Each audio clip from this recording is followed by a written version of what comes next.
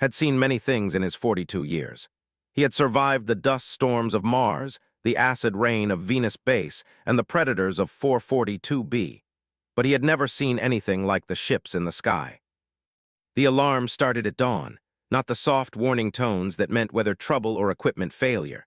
This was the hard alarm, the one that meant death was coming, was in the maintenance bay when the ground shook. He dropped his tools and ran toward the settlement center, his boots pounding against the red dirt of the they now called home. 442b was harsh. Its sun was angry and red. The gravity pressed down harder than Earth. The animals here were fast and mean and hungry. Humanity had chosen this world anyway because it proved something.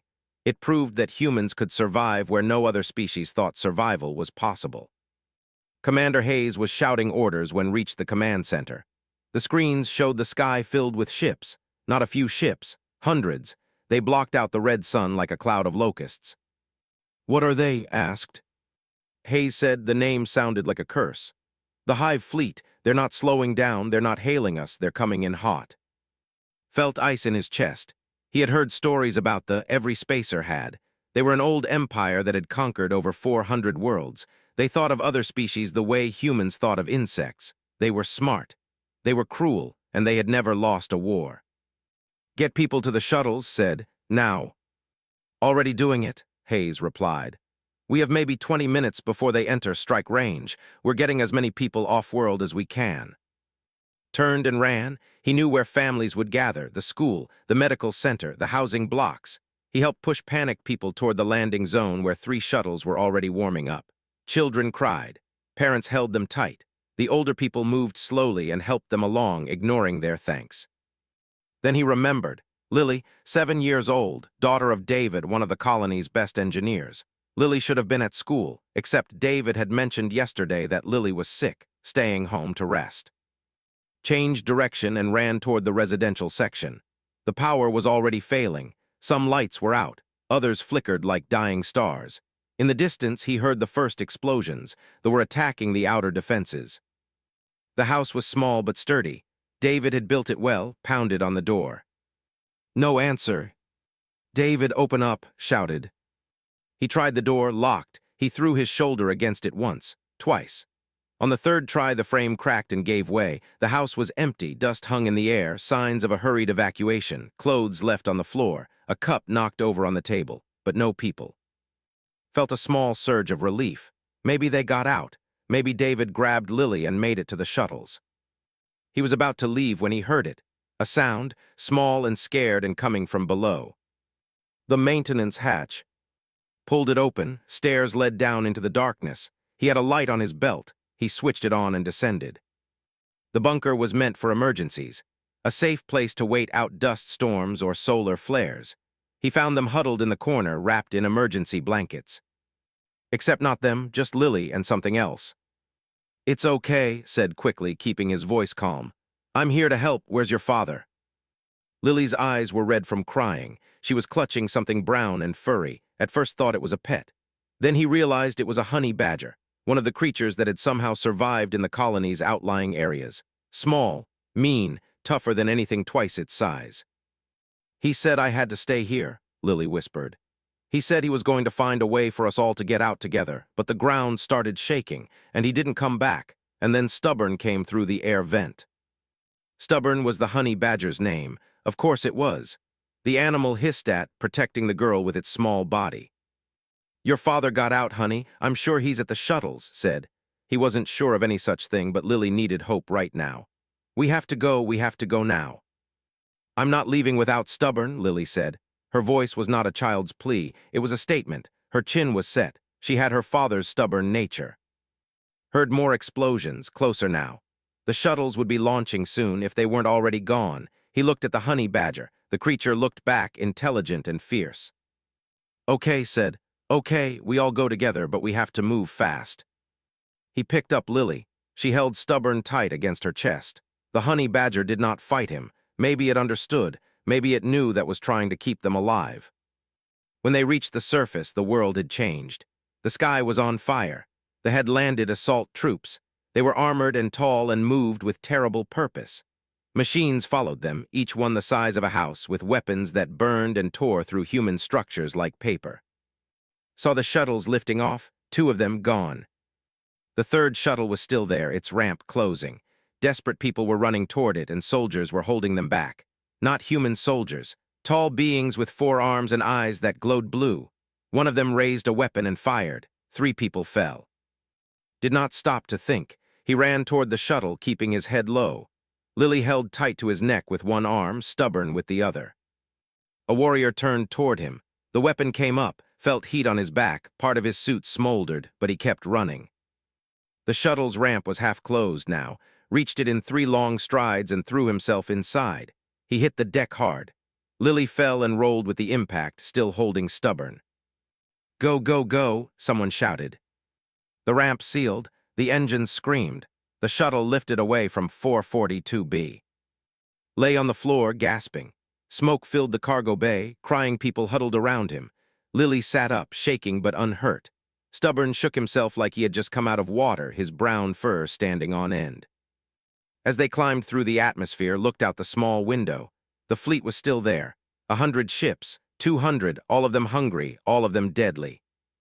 And down on the surface, David was probably still looking for his daughter, probably wondering if he would ever see her alive again.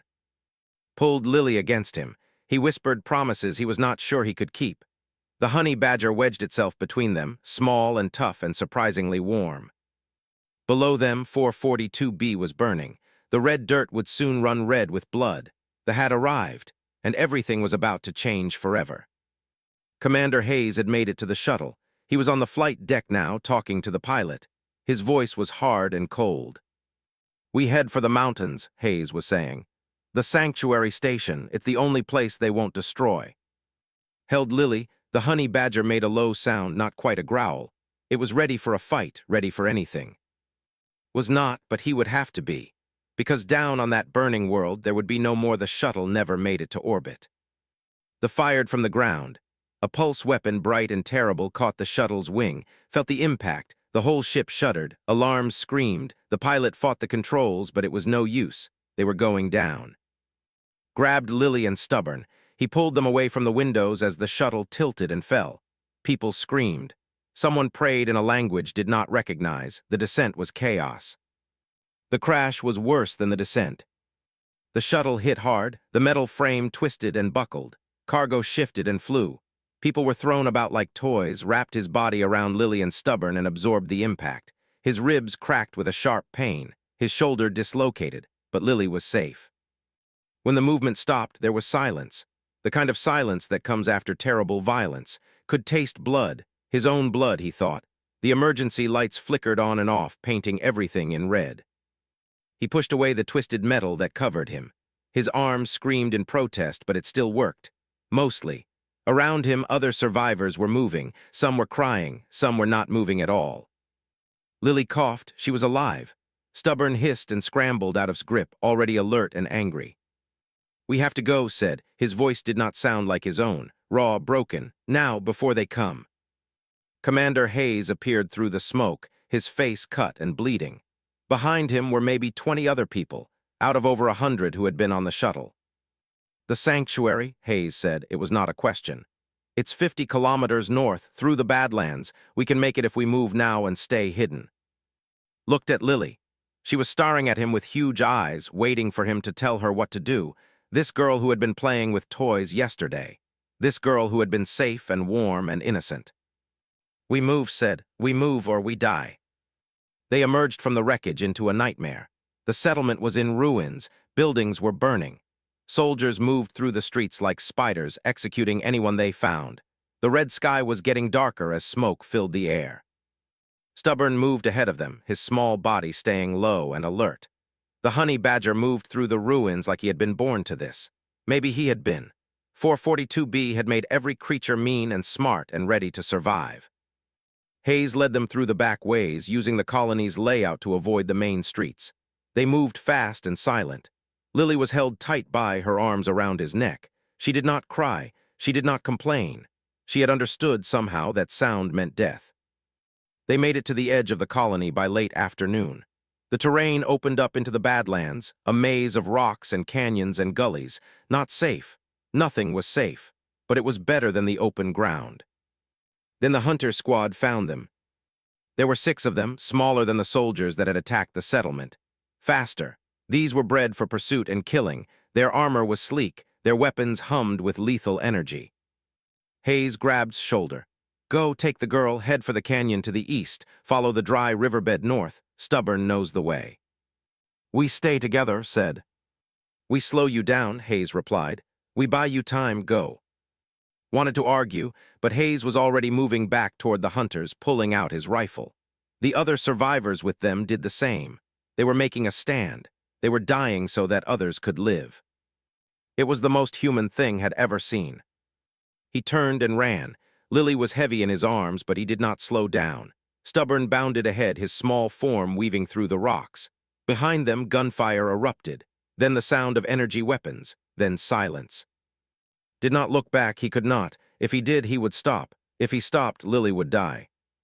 The canyon was deep and shadowed. The dry riverbed was rocky and difficult, but it offered cover. Moved along it, staying to the lowest point, hidden from the sky and from pursuit. Lily was crying softly now. Stubborn was panting hard but keeping pace. They walked until darkness fell, until his legs would barely support him, until Lily could not hold on to him anymore. He found a small cave, barely more than a crack in the rock face, and squeezed into it with both of them. Inside, in the darkness, tried to think. They had no supplies, no weapons, no hope of reaching the sanctuary 50 kilometers away. They controlled the entire region. They had patrols and drones and sensors. Lily fell asleep against his chest, her small body shaking from shock and cold. Stubborn curled up against leg, warm and solid and alive. And in the darkness made a decision. He had been a soldier, a skilled one. He knew weapons, he knew tactics, he knew how to survive in harsh places. But all of that was designed for different situations. Conventional warfare, military strategy. This was different. This was a single man, a child, and a honey badger against an empire that thought it had already won. Looked at the small animal in the darkness. Stubborn's eyes were open, alert, ready. The honey badger did not know fear, did not know despair, did not know the odds. Maybe that was what they needed. Maybe what humanity needed was to stop thinking like soldiers and start thinking like survivors, like creatures who simply refused to die. Over the next 3 days, learned that Stubborn knew the land in ways humans could not. The honey badger could smell water sources, could find shelter, could sense danger before it arrived. And most importantly, Stubborn had no respect for no fear of their weapons or their armor or their size. When a patrol came close, Stubborn did something remarkable. He charged at them, all teeth and fury and absolute refusal to back down. The aliens fired at him, missed, fired again, but Stubborn was small and fast and angry. He bit at the armor seals. He went for the joints. For a moment, just a moment, they were confused by an opponent that was not logical, that did not try to negotiate or surrender or use conventional weapons. Used that moment. He took out his knife, something simple and non-regulation, and cut power lines, disabled weapon systems. When they finally killed Stubborn, the honey badger had already ensured that the humans could escape. Carried Lily and the small, broken body of Stubborn for 6 kilometers before he let himself cry. But when he reached a small stream and washed the blood away, he saw something that changed everything.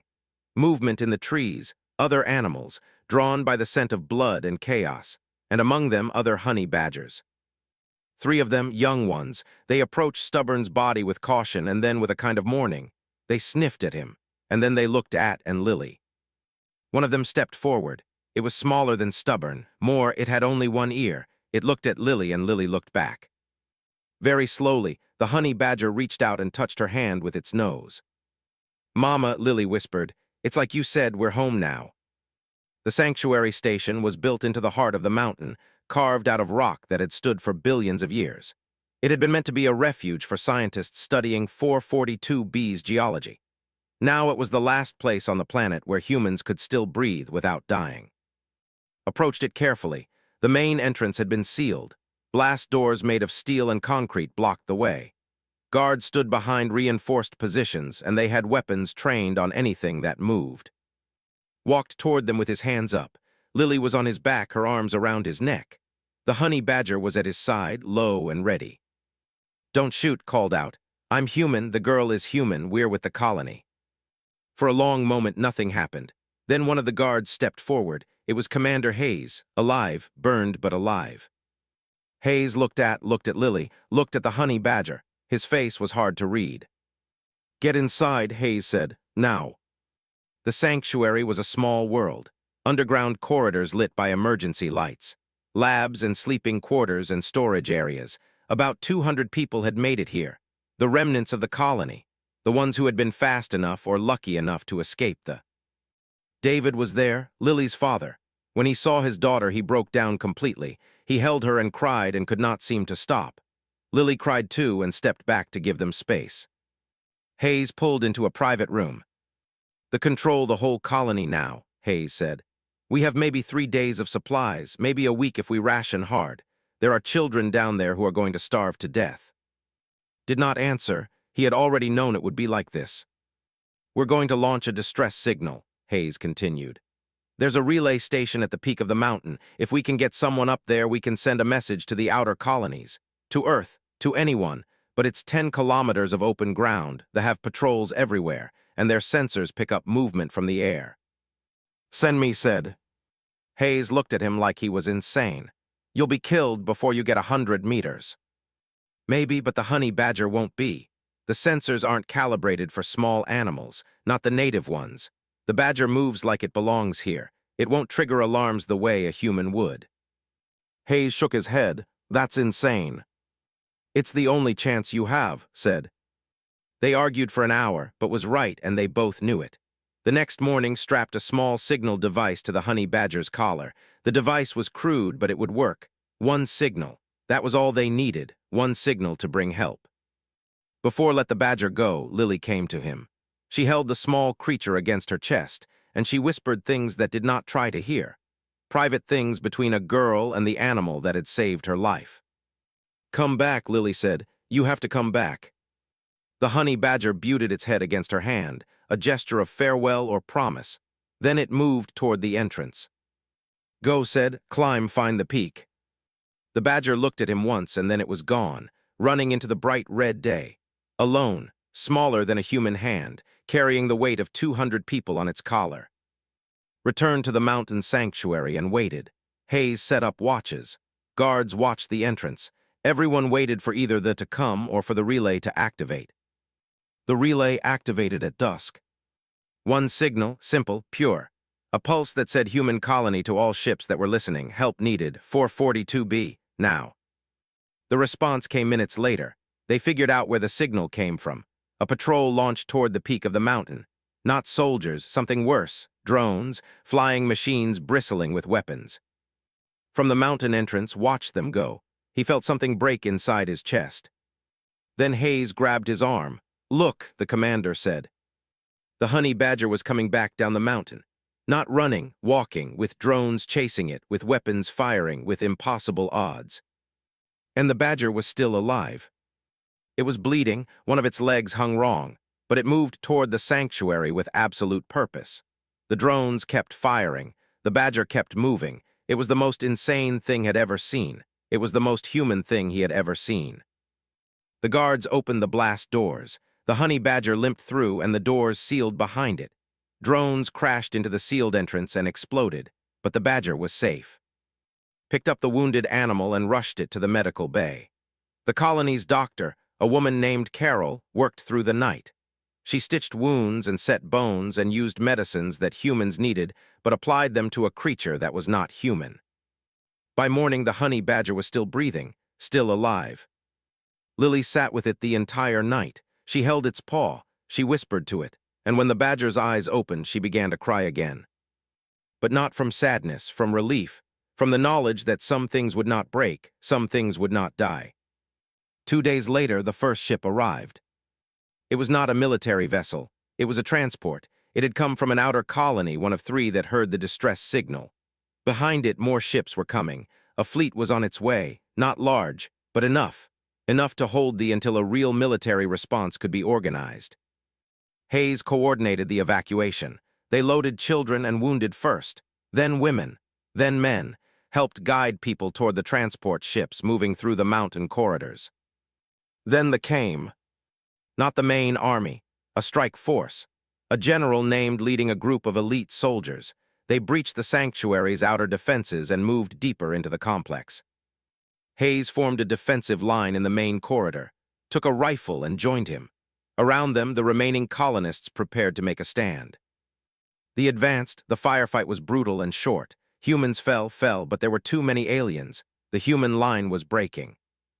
Then something happened that no one had planned for. The honey badger, still bleeding from its wounds, limped out from the medical bay. It looked at the advancing, and it moved toward them. The soldiers fired, the badger was hit, but it kept moving, it jumped. Its teeth found a soft joint in a soldier's armor, it bit and tore and would not let go. That moment was enough. The soldier fell, the formation broke. The humans pushed forward and had to retreat. General watched this from the command position. He watched a small, wounded animal of no strategic value hold back his elite warriors. He watched humans fight harder when they had something to protect, when they had someone small and weak who depended on them. For the first time in his long career, the general felt something he had never felt before. Doubt, confusion, a sense that something about his enemy did not fit into his understanding of warfare. The retreated, not in panic but in ordered withdrawal. They had other objectives. 442B would fall eventually, but something had shifted, something important had changed. As the transports lifted off the mountain, stood with Lily and the honey badger. They watched the red planet fall away beneath them. The colony was gone. The sanctuary would not hold for long. But they were alive, and more than that, they had done something that they did not understand. They had shown that humans could create bonds stronger than conquest, that kindness could be a weapon, that mercy could be strength. Lily held the honey badger. The badger was weak and would recover slowly, but it was purring. The sound was strange from such a fierce creature, but it was real. And as they climbed toward the stars, knew that this was far from over. They would be back. The fight was just beginning, but humanity had learned something. And in that learning, something had changed forever. The fleet that came to 442B's defense was not large, 3 cruisers, 7 fighters, a handful of transport and supply vessels, but they were enough to make the pause. General had made a tactical error, and he knew it.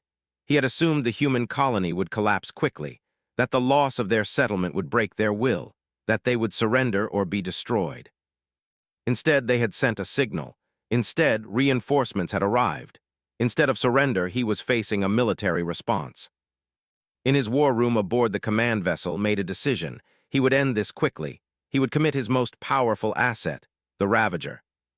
The Ravager was a bioweapon. Grown in the genetic labs it was a creature of destruction. 7 meters tall, 4 massive arms with claws that could tear through steel, armor that could withstand most weapons, and a mind that was barely more than hunger and rage. The human fleet received warning when troops began moving the creature into position. It took the form of increased seismic activity, of energy signatures that made no sense, of a gathering of resources that could only mean one thing. Something big was coming. Was in the command center of the human fleet when the report came in. He was there in a civilian capacity. The human government wanted to understand what had happened on 442B. They wanted to hear from someone who had survived, who had seen the enemy up close. What they got was a man with the eyes of someone who had lost everything. "They're sending something big," told the admiral in charge. His name was, and she had the hard face of someone who had been fighting for a long time. "I don't know what it is, but they wouldn't risk it unless it was worth the risk." Admiral did not dismiss his warning. She ordered defensive positions strengthened around the colony's remaining outposts, around the refugee centers, around the places where children were waiting for their parents to come home. The Ravager came at dawn. It descended from the capital ship on a beam of energy. It stood, fully formed, in the middle of the Badlands, 7 meters of flesh and power. Its arrival caused tremors that humans on the ground could feel in their bones. Its message came through on all frequencies, simple, absolute. "Surrender now, or this creature will destroy everything that remains." Admiral did not hesitate. "Fire," she said. The human weapons responded. Plasma bursts, missiles, energy beams. They hit the Ravager with enough force to destroy a small building. The creature barely noticed. It began to move, not toward the human fleet, toward the refugee centers where the children were. where Lily was out of his chair before anyone could stop him. He was moving toward the transport pad. He was thinking clearly and insanely at the same time. He was a man, just a man, against a creature that was designed by an empire to be unstoppable. He had one advantage. He knew how to survive on 442B. He had done it, and he was not alone. The honey badger was waiting for him at the landing zone. The creature, the one that had carried a signal up a mountain while drones fired at it, the one that had shown more courage than anything had ever known. Lily came with it. She was supposed to stay in the shelter, but children rarely do what they are supposed to do when it matters. "We go together," Lily said. Her voice was steady. 7 years old, and her voice was steady. Wanted to say no, wanted to tell her to stay where it was safe, but there was no safe anymore, and she had made her choice. Together, they moved toward the Ravager. The creature had reached the outskirts of the refugee center. It was smashing buildings, looking for prey, finding none because the humans had the sense to hide. Stopped 100 meters away. He had a rifle. It would be useless, but he would use it anyway. The honey badger moved ahead of him, low and fast, assessing angles and weaknesses. Lily walked between them, small, vulnerable, utterly fearless. The Ravager noticed them. It turned its massive head. Its eyes were filled with nothing human, nothing that could be reasoned with. It moved toward them with the inevitable weight of an avalanche. "Run," told Lily. "No," she said. The honey badger launched itself at the creature. It was David versus Goliath, except David was a small, furry animal, and Goliath was an engineered weapon of mass destruction. But the honey badger had something the Ravager did not have. It had nothing to lose. It had already died once in spirit. The only thing left was action, pure, unthinking action. It bit, clawed, sought out every exposed joint and seam in the creature's armored hide. The Ravager swatted at it, the motion of one of its massive arms causing wind that nearly knocked down. Fired his rifle. The bullets bounced off the creature's armor. He kept firing anyway, because sometimes doing something useless is better than doing nothing. Lily did something else. She walked forward and she screamed, not a scream of fear, a scream of rage, the kind of scream that comes from a child who has lost her home and her father and everything she knew, the kind of scream that says no more, the kind of scream that says you will not take anything else from me. The Ravager was confused. Its programming told it to destroy threats. But this child, this small human, was not a threat in any logical sense. She was protection for the honey badger. The in their command centers realized the problem at the same moment the Ravager did. The creature was not designed to protect itself from emotional response. It was designed to destroy, and it could not destroy what it could not compute. In that moment of hesitation, the honey badger found what it was looking for, a seam at the base of the creature's skull, where armor met flesh, where the biosynthetic implants that controlled the monster's rage connected to its organic brain. The honey badger bit down, held on, tore. The Ravager screamed, a sound that was not quite biological and not quite mechanical. It spun. Its arms flailed. It threw the honey badger across the ground. The small creature landed hard, did not move. "No," Lily ran toward it and caught her. She was struggling, crying, screaming the name of the animal that had saved them all. The Ravager took one step forward, then another. Its movement was wrong now, damaged. Its left side did not respond properly. Its eye was dark. It took one more step and fell. The 7-meter weapon designed to destroy a colony lay in the red dust of 442B, bleeding from wounds made by an animal smaller than a human fist. Admiral's voice came through the communication channel. "Fighter squadrons are launching. We have a window. We need to move now." Picked up the honey badger. The creature was not breathing, had not been breathing for a long time. Lily held it against her chest. She did not cry. She was beyond crying. They walked back to the refugee center in silence. The human ships launched everything they had. The fleet reacted. There was space combat. Ships fell from the sky, but it did not matter anymore. The Ravager was dead. The myth of invincibility was broken. General watched from his command center. He watched the human forces push back his troops. He watched them hold the line. He watched them protect their small and vulnerable ones. He had come to 442B thinking that humanity was a joke, a species that had abandoned its original home and was just fumbling through the galaxy, uncivilized, weak. He had learned something different. He had learned that the weak and vulnerable could move mountains. That sacrifice was not a weakness, but the only thing that mattered, that a single honey badger could do what his advanced weapons could not. They began to withdraw, not in rout, in strategic retreat. They would regroup, they would return. But for now, this battle was lost. Sat with Lily and held the small body of the honey badger, the creature that had shown no respect for the natural order, that had challenged an empire, that had chosen to stand with a human child instead of run. Dr. Carroll came to him. She did not say anything about the impossibility of what she was about to try. She simply took the animal and went to work. Surgery at this level was not meant to save lives. It was a miracle. But then again, so was everything. The war took 3 more years. They did not give up easily. They sent more ships, more soldiers, more weapons, but they did not send the Ravager again. They could not. The creature was gone, and the genetic materials to create another had been destroyed in the conflict.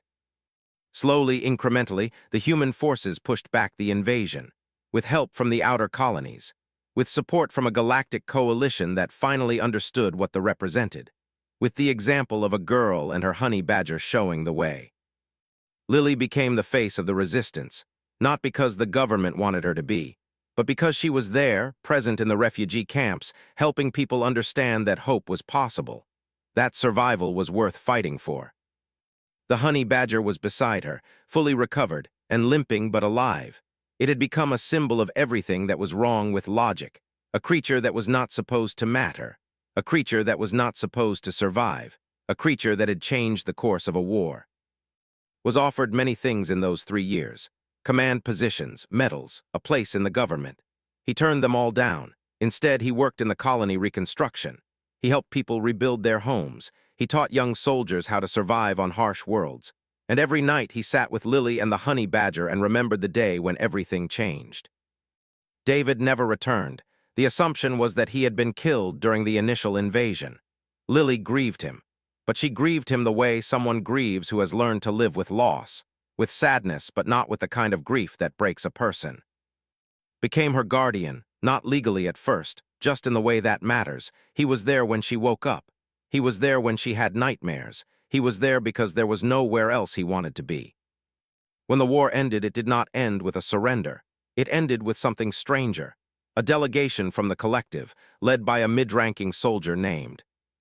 Had been a minor figure in the conflict, a commander of support troops, nothing special, except that during the war had made a choice. He had chosen to help the humans, to provide intelligence, to slow down his own forces when possible, to show that not every was locked in the hive mind mentality of conquest. The collective had discovered his betrayal. It should have meant his death. Instead, it meant something stranger. It meant that the collective was beginning to question itself. "We have lost faith in general," said to Admiral and the human leadership. He spoke simple English, accented and formal.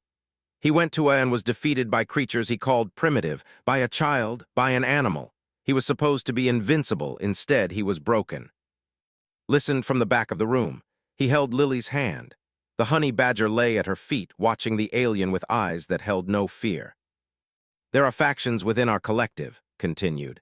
"Some demands execution, some demand that we return to 442B with greater force, but there are others, ones who have begun to think.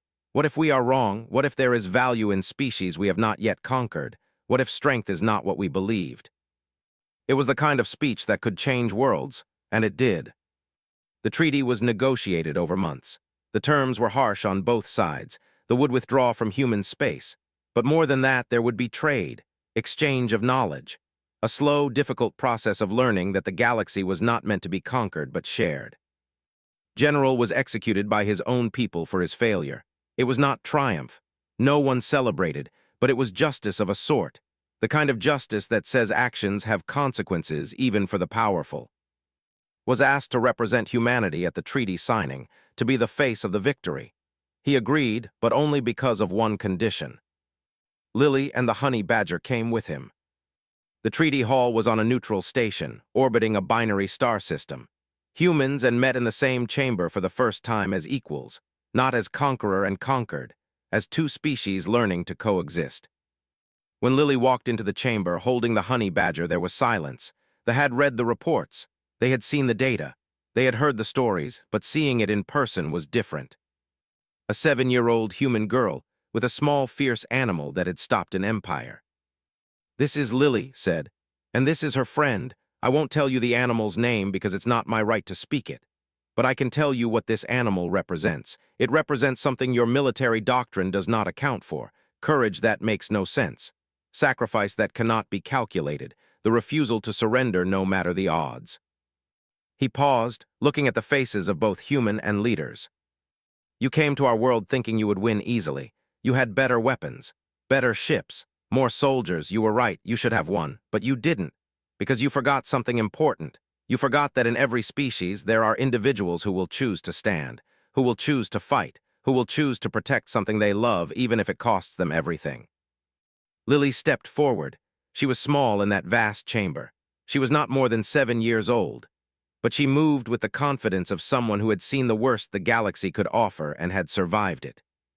She did not say anything. She simply held the honey badger out toward the delegation. The alien soldiers shifted. This was not part of the protocol. This was not part of the agreement.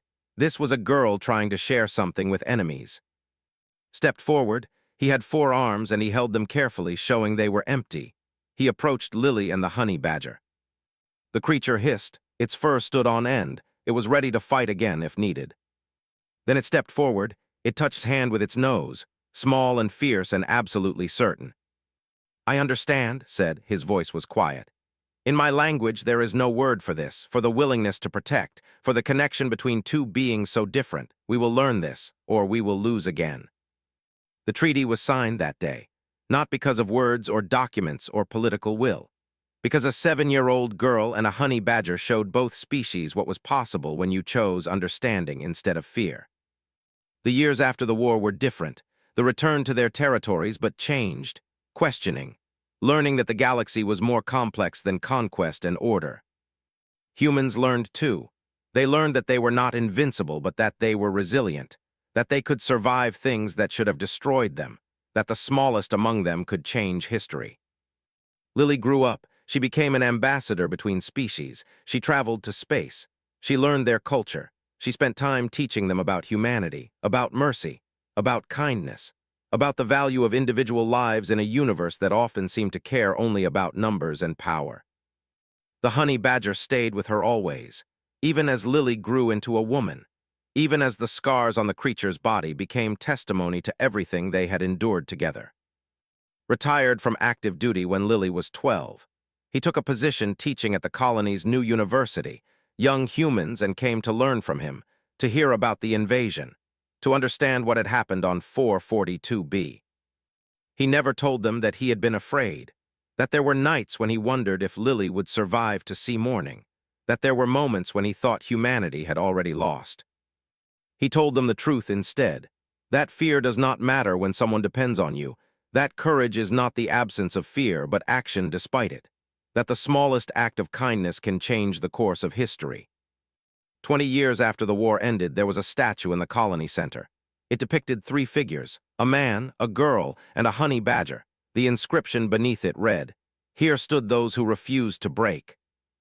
Lily came to see it often. She would stand with and remember the fear, remember the hunger, remember the Ravager falling to the ground, defeated by something no one had thought mattered.